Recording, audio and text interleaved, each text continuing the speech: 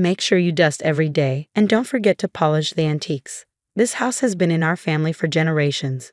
My mother-in-law Margaret's voice dripped with condescension as she wheeled her designer luggage toward the door. Behind her, my father-in-law Thomas nodded along, barely looking up from his phone. "My name is Olivia, and at 8 months pregnant with twins, I stood in the mansion's grand foyer, trying to keep my composure as Margaret continued her endless list of demands. My husband James was loading their final bags into the car for their month-long Hawaiian vacation. "And remember, the gardener comes on Tuesdays. Make sure he trims the hedges exactly 3 feet high." No more, no less. Margaret paused, eyeing my swollen belly with barely concealed disapproval. "Try not to sit on any of the vintage furniture. In your condition, you might damage something irreplaceable." I bit my tongue, remembering the doctor's warnings about keeping my blood pressure down. James and I had been living with his parents for 6 months while our house underwent renovations. What started as a temporary arrangement had turned into a daily exercise in patience as Margaret micromanaged every aspect of my existence. "Of course, Margaret," I replied, forcing a smile. "I'll take good care of everything." She raised an eyebrow. "See that you do. And please call me Mrs. Anderson. Margaret sounds so informal." As they drove away, James squeezed my shoulder. "I'm sorry, honey. You know how Mom gets about the house. I have to fly out for that conference tomorrow, but I'll be back in 3 days." I watched him pack that evening, a plan already forming in my mind. What my husband and his parents didn't know was that I'd been doing more than just sitting around during my pregnancy. Those long hours alone in the mansion had given me plenty of time to explore, and I'd made some interesting discoveries. The next morning, after James left, I made 2 phone calls. The first was to my best friend Emma, a real estate lawyer. The second was to a historian specializing in architectural heritage. Both conversations confirmed what I'd suspected for months. You see, Margaret's precious family mansion had a secret. While reorganizing the library, against her wishes of course, I found original documents from the 1920s. The house hadn't actually been in the Anderson family for generations as Margaret claimed. Her father had bought it in a questionable auction in the 1960s, and the paperwork showed some very interesting discrepancies. More importantly, I discovered that the house had been designated as a historical landmark in 1943, but someone had buried the paperwork. The Andersons had been making unauthorized modifications for years, violations that could result in significant penalties. As I waddled through the house that afternoon, I documented every improvement Margaret had made.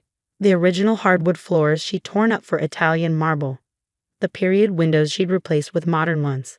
The authentic Victorian wallpaper she'd stripped away for her preferred cream paint. Each change was another nail in her coffin.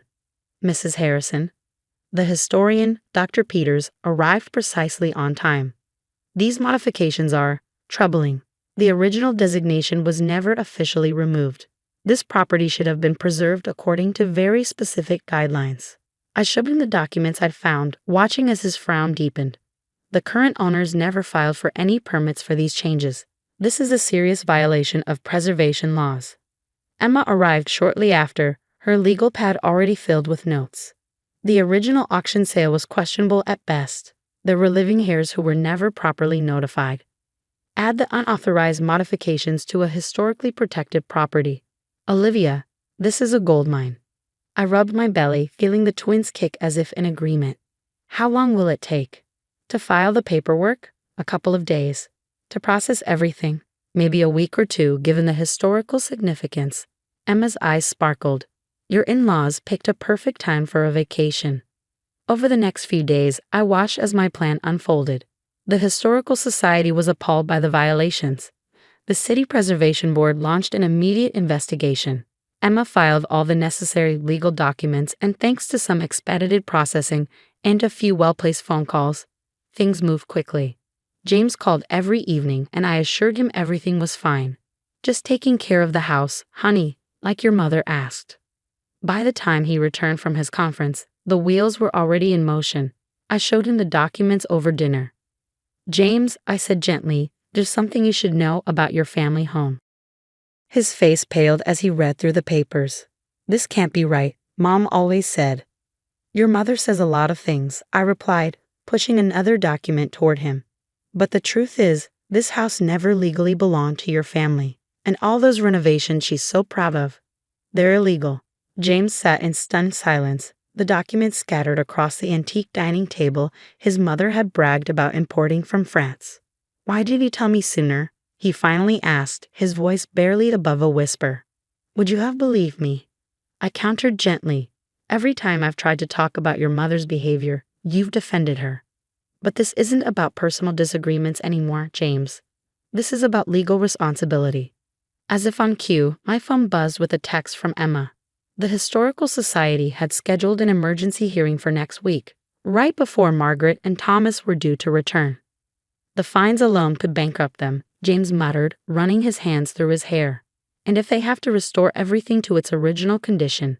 I reached across the table and took his hand. There might be a solution, one that could work out better for everyone. Over the next week, James and I worked with Emma and the Historical Society to draft a proposal. The house would be legally transferred to a historical trust, with a provision allowing the current residents to remain as caretakers, provided they follow preservation guidelines. But here's the clever part, Emma explained during our final meeting. As the person who brought these violations to light and initiated the preservation process, Olivia has the right to be named lead conservator. She has final say over all household decisions. James actually laughed at that. Mom's going to lose her mind. She's going to lose a lot more than that if we don't do this, I reminded him. The fines would be astronomical, and there could even be criminal charges for knowingly violating preservation laws. The day before Margaret and Thomas were due to return, we received the final paperwork.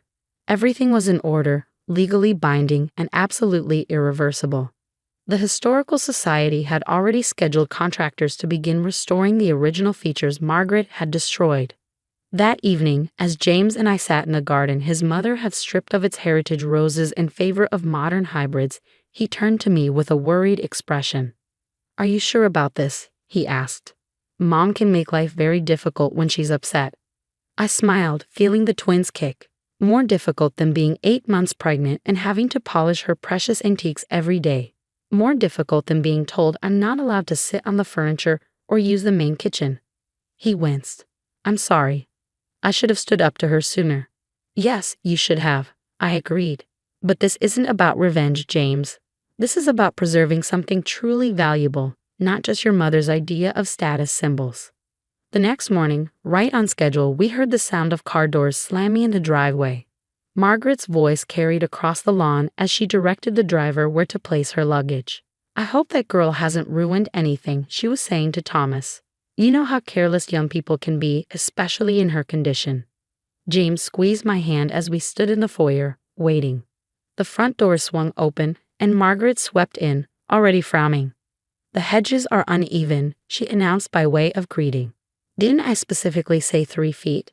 And why are there contractors' vehicles parked on the street? Mother. James started, but Margaret was on a roll. And what happened to my Italian marble? There are sample patches of wooden flooring in the corner. Who authorized that? The Historical Society did, Mrs. Anderson. I said calmly, emphasizing her preferred formal address. Or should I say, the people who actually own this house. Her face went white. What are you talking about? This house has been in our family for... No, it hasn't. James cut in, handing her the documentation. And we need to talk about the changes that are coming. Thomas peered over her shoulder as she read, her hands starting to shake. This is ridiculous. You can't possibly. We can, and we have, I said, rubbing my belly absently. But don't worry. You won't be evicted. You'll just need to follow the new guidelines. I'll be happy to review them with you.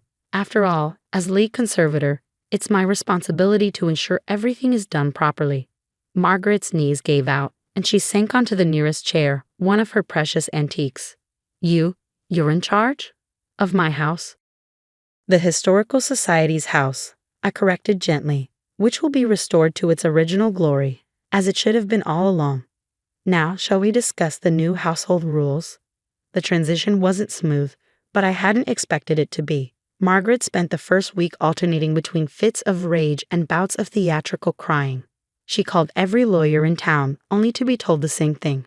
The Historical Society's claim was ironclad, and her years of unauthorized modifications had left her legally vulnerable. But where will I put my Italian furniture? She wailed one morning, watching as contractors carefully restored the original hardwood flooring. All my beautiful modern updates.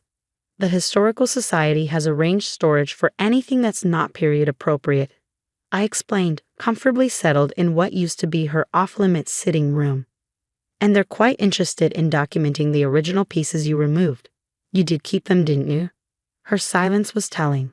We both knew she'd sold or discarded most of the original fixtures and furniture, another violation that had been added to the official record. The changes went beyond just the house's appearance. Gone were Margaret's strict rules about which rooms could be used and when. The Historical Society actually encouraged regular use of the spaces as long as proper preservation guidelines were followed. I turned the formal dining room, which had been reserved for Margaret's twice-yearly dinner parties, into a daily gathering space. The library, once kept under lock and key to protect the first editions, most of which turned out to be recent reproductions, became a cozy reading room.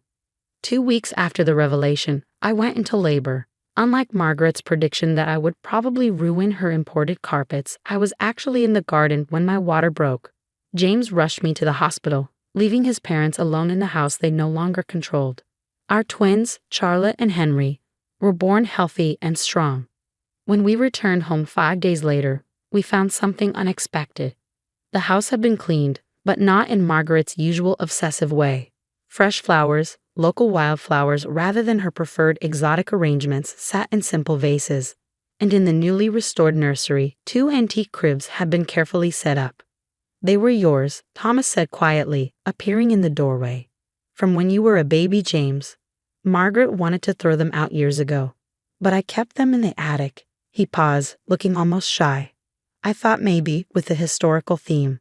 It was the first genuine gesture either of them had made, and I felt a small spark of hope. Over the next few months, as I settled into motherhood and my role as lead conservator, I noticed subtle changes in my in-laws. Thomas spent more time in the garden, learning about the heritage plants we were reintroducing. He even started giving tours to Historical Society members, sharing stories about the house's past that Margaret had always dismissed. Margaret herself was slower to adjust, but adjust she did. It started small. She began asking rather than demanding, learning to knock before entering rooms, speaking to me by my actual name instead of "that girl." The turning point came during the twins' 3-month milestone. The Historical Society was hosting a small celebration, showcasing the progress of the house's restoration. Margaret had been quiet all day, watching from the corners as visitors admired the original features we'd uncovered. As I was putting the twins down for their nap, she appeared in the nursery doorway. "I never thought it could look like this," she said softly, running her hand along the restored wooden doorframe. "All these years, I was so focused on making everything new, perfect, impressive. I never saw the beauty that was already here." She turned to me, her eyes glistening. "I was wrong, Olivia. About the house, about you, about so many things. I was trying to create a legacy by erasing the past when I should have been preserving it." I adjusted Charlotte's blanket, considering her words. "It's not too late to create a different kind of legacy," I suggested. "The twins should know their grandmother, the real one, not just the perfect image." For the first time since I'd known her, Margaret smiled genuinely. "I'd like that." Today the house stands as a testament to both preservation and change.